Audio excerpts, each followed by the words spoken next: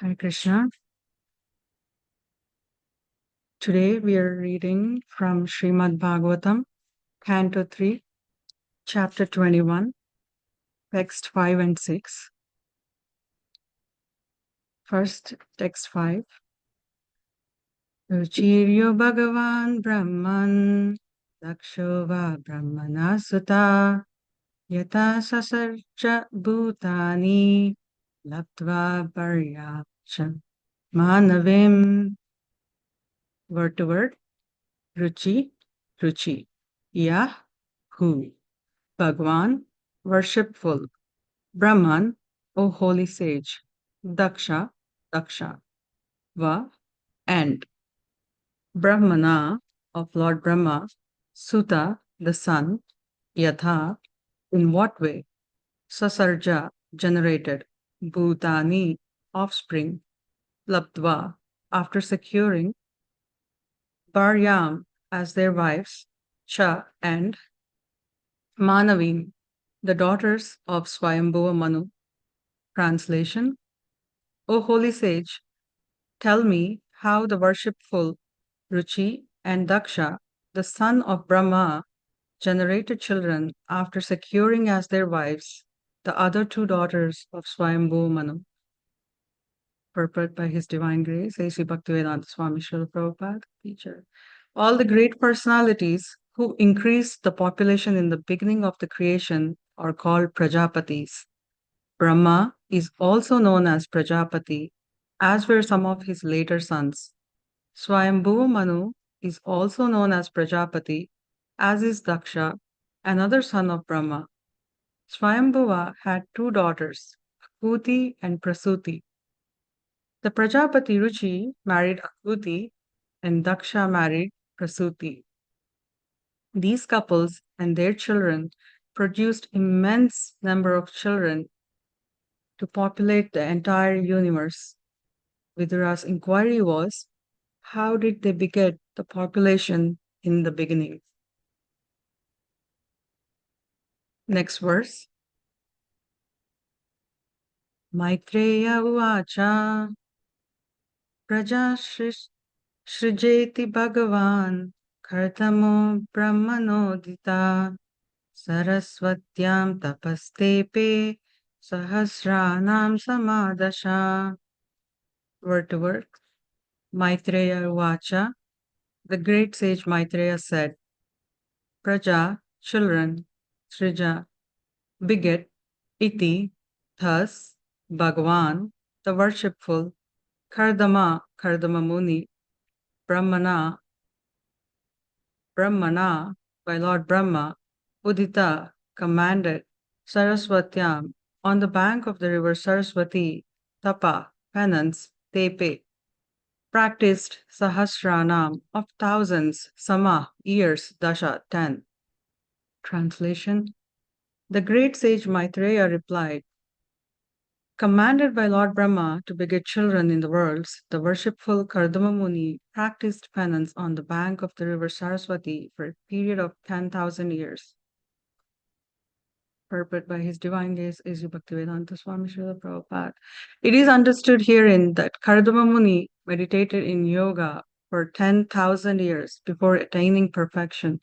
Similarly, we have information that Valmiki Muni also practiced yoga meditation for 60,000 years before attaining perfection. Therefore, yoga practice can be successfully performed by persons who have a very long duration of life, such as 100,000 years. In that way, it is possible to have perfection in yoga. Otherwise, there is no possibility of attaining the real perfection. Following the regulations, controlling the senses, and practicing the different sitting postures are merely the preliminary practices. We do not know how people can be captivated by the bogus yoga system in which it is stated that simply by meditating 15 minutes daily, one can attain the perfection of becoming one with God. This age, Kali Yuga, is the age of bluffing and quarrel. Actually, there is no possibility of attaining yoga perfection by such paltry proposals. The Vedic literature for emphasis, clearly states 3 times that in this age of Kali, Kalo nasteva, nasteva, naste eva. There is no other alternative, no other alternative, no other alternative than Hare Nama, chanting the holy name of the Lord.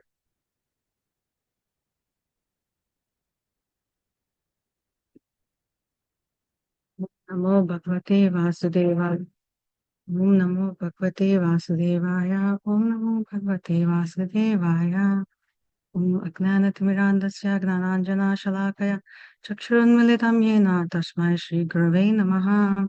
Shri Chaitanya Manobhishtam Sthapitam Yena Bhutale Swayam Rupa Kada Mahyam Dadati Svapadantikam Vanchakalpatarubhyascha Kripa Sindhubhya Eva Cha Patitanam Pavanebhyo Vaishnavebhyo Namo Namaha.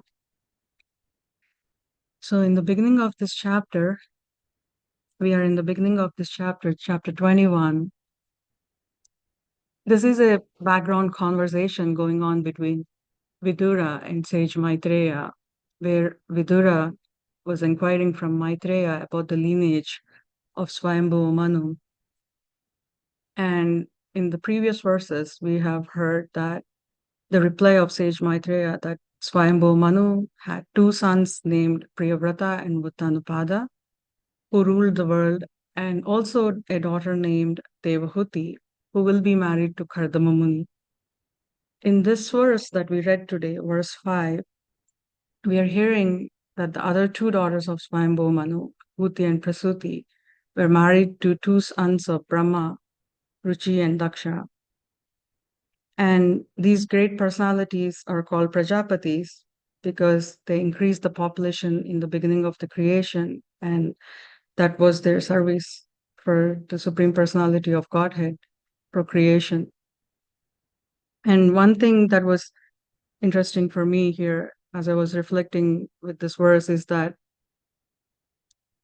when we look at or hear about these personalities, these quite extraordinary personalities, also in the previous verse, we heard that how both Kardama Muni and Devahuti, they were so advanced in the eightfold yoga practice system.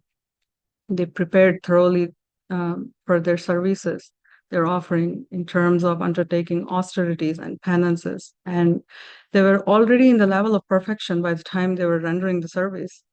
And in our lives, in our present lives, we are presented with several opportunities for service by the mercy of Guru, Krishna, and Vaishnavas. And we might not necessarily be qualified or experienced or realized, but it is an opportunity to grow, to change, and evolve from our conditioning. And in the next verse, verse 6, Srila Prabhupada practically brings out the point that one cannot be successful to achieve perfection in the eightfold yoga system unless one has a long duration of life. But we see that with our present day, hardly living 100 years, full 100 years of life is a very hard thing for us to live by. And if that is the case, and he gives a comparison, Srila Prabhupada gives a comparison to all the bogus yoga systems that especially claim to attain perfection by meditating just for 15 minutes. Um, and So if we see these personalities who have, in the verse 6, the Prabhupada, Srila Prabhupada mentions how these for example, he's giving the example of Valmiki Muni, where he performed austerities, penance for 60,000 years. And their lifespan was like that. They were able to do that kind of, undertake that kind of austerities and penances. And so Srila Prabhupada tries to bring out this point that it is just not possible for us in this age, and we have to be practical. We have to accept that.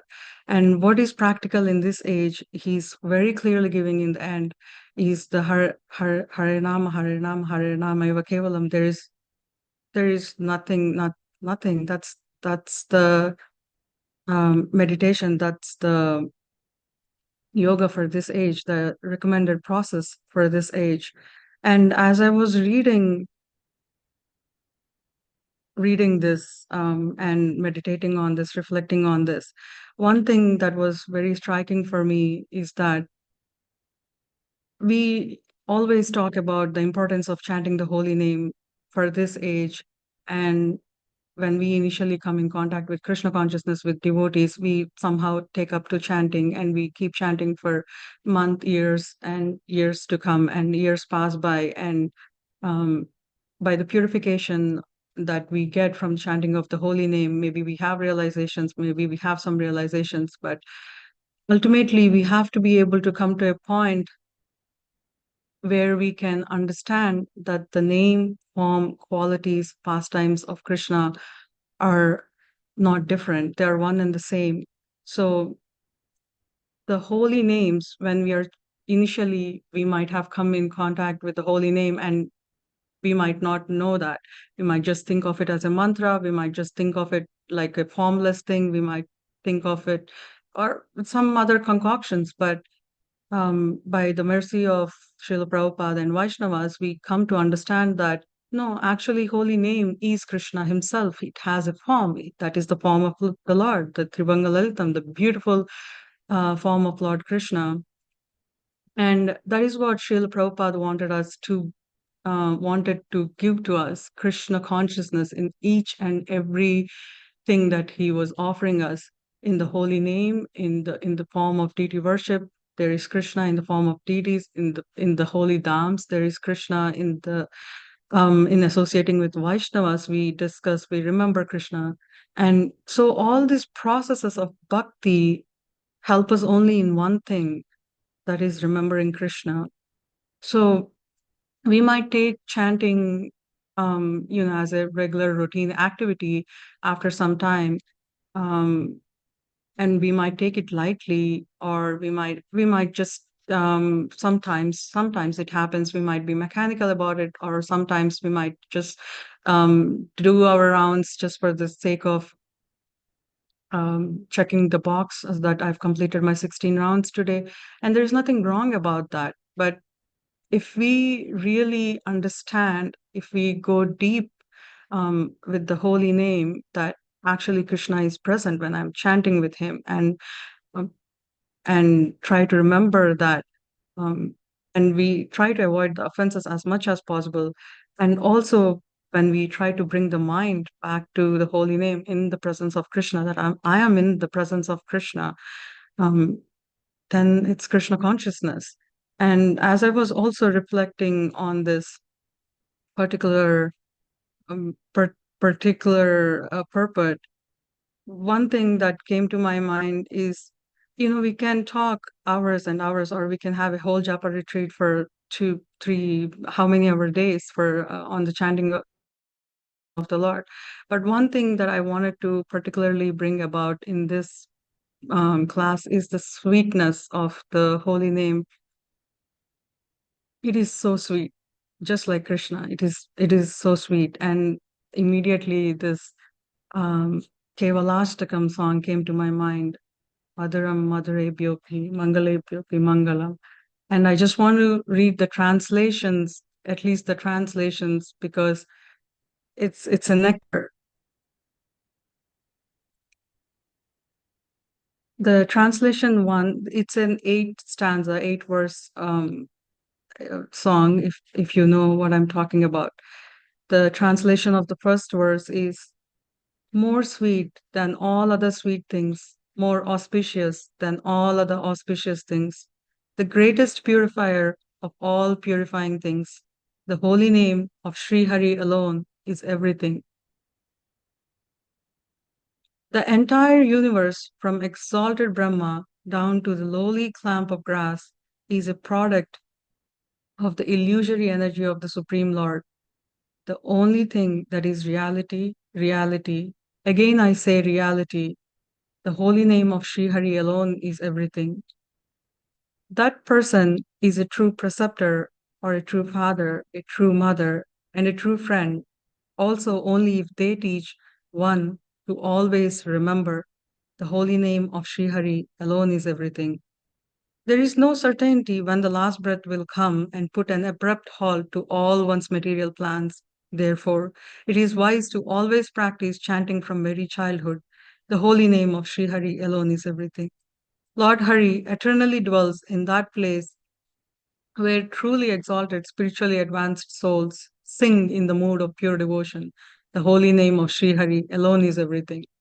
Ah, what a sorrow, what a great sorrow, more painful than any other misery in the world. Mistaking it as a mere piece of glass, the people who have forgotten this jewel, the holy name of Sri Hari alone is everything.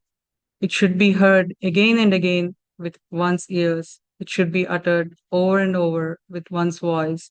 It should be perpetually sung and sung anew. The holy name of Sri Hari alone is everything. It makes the entire universe seem insignificant as a blade of grass. It reigns supreme over all in a splendorous manner. It is full of eternally conscious divine ecstasy. It is supremely pure. The holy name of Sri Hari alone is everything. So, like this, we can see the holy names are glorified all over our Vedic scriptures. We can get references from, and we can just continue reading the references, and it's a nectar to read this. And as to conclude this and bring it to a give a conclusion to it, like Srila Prabhupada was mentioning how um, the other processes are not going to be very successful in this age, like performing austerities for 10,000 years or 60,000 years. It's just not going to be possible. Or even in eighth canto, we hear, even in ninth canto, chapter 1, um, text 17 in the purport, Srila Prabhupada again is clearly explaining that um, even for example, the what is the second age, the Treta Yuga, the process recommended for Treta Yuga was performing yagnas, but then even that is not going to work in this age. And Srila Prabhupada clearly explains that in the purport of 9.1.17, where he says that those kind of sacrifices are not going to work for this age. The sacrifice for this age is Harinam Sankirtan, is Maha Mantra, is chanting the Maha Mantra, and he goes on explaining where the verse, the Sixashtakam verse, the first verse, Chaito Darpanamarjanam, Bhava Mahadavagni Nirvapanam, Shaya Kairava Chandrika Vitaranam, Vidyavadu Jivanam, Anandampudi Vardhanam, Pratipadam Purnam Vitasvadanam, Sarvatma Snapanam, Param Vijayate, Sri Krishna Sankirtanam. I would like to read that translation as well because it's just so beautiful. Glory to the Sri Krishna Sankirtana, which cleanses the heart of all the dust accumulated for years and extinguishes the fire of conditioned life of repeated birth and death. This Sankirtana movement is the prime benediction for humanity at large because it spreads the rays of the benediction moon. It is the life of all transcendental knowledge. It increases the ocean of transcendental bliss and it enables us to fully taste the nectar for which we are always anxious. And Srila Prabhupada goes on to write in this purport that best performance of yajna given to us is Sankirtan yajna and yajna Sankirtana prior ajantihi sumedasa. Those who are intelligent take advantage of this greatest yajna in this age by chanting the Hare Krishna Mahamantra in congregation. And when the Hare Krishna Mahamantra is chanted by many men together, the chanting is called Sankirtana. And as a result of such an yajna, there will be clouds in the sky. Yagnat Bhavati Parjanya. In these days of drought, people can gain relief from scarcity of rain and food by simple method of Hare Krishna Yajna.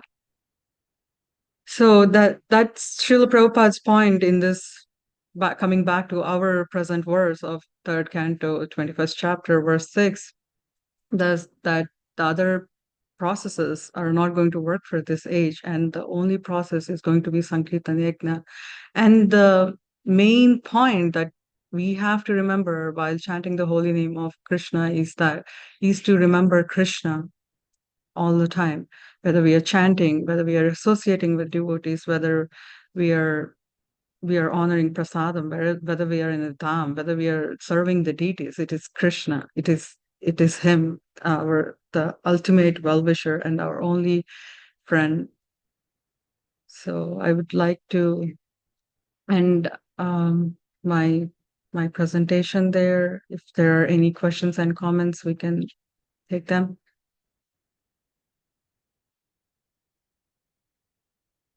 If there is nothing else, I would like to stop here. Hare Krishna, Mataji, Dandavat Pranam, Jai Shri Prabhupada. Hare Krishna. Thank you very much for reminding us again about the holy name and the sweetness of the holy name. It was actually very helpful because Kartik is coming tomorrow, and I think personally my chanting was not doing so well. So by hearing this, it really helped. Gopal Hari Prabhu, please accept my humble obeisances. All glories to Srila Prabhupada. Actually, I was listening to the Festival of Holy Name that happened here very recently with His Holiness Ramapada Swami Maharaj, and I heard your presentation, especially on the Kevalastakam verses, and that has what has moved me so much. Your presentation of verse 4, and reflecting on that made me realize that yes, the only thing that we need to be doing is remembering Krishna constantly and nothing else. Thank you. So, thank you. Thank you Yes, very much. Karthik. Well, I guess we have to keep reminding. Yes, Yes. for sure. Yes, yes, And yes. thank you for your kind words also. I appreciate it. Yes. And tomorrow is the starting of Karthik Damodar Mas. Yes. Yes. Yes. Hare Krishna. Anyone else? All right, maybe we will stop here. Thank you all very much. All goes to you. All goes to Srila Prabhupada. Hare Krishna, Mataji. Thank you so much. Thank you, Prabhu. I'll end the call. Oh, yes. Yes. Thank you so much. Thank you. I cannot see that.